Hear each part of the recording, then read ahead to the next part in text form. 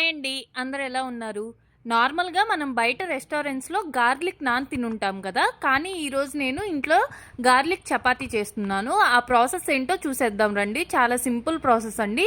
First garlic and కొత్తిమీర ఈ రెండిటిని చాలా చిన్న చిన్న పీసెస్ లాగా కట్ చేసుకోవాలి. ఆ తర్వాత దాంట్లో కొంచెం బటర్ వేసుకోవాలి.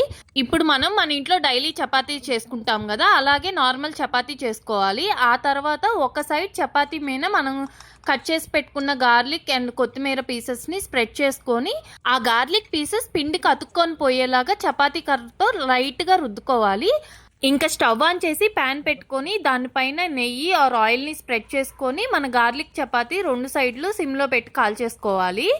ఆయిల్ కన్నా నెయ్యి వేసుకొని కాల్చుకుంటే ఈ గార్లిక్ చపాతీ టేస్ట్ చాలా బాగుంటుందండి. నేను ఈరోజు గార్లిక్ చపాతీలోకి పాలకూర పప్పు చేసుకున్నాను. ఈరోజు మా డిన్నర్ అయితే ఇది. నా వీడియోస్ మీకు నచ్చితే ప్లీజ్ సబ్స్క్రైబ్ చేయండి.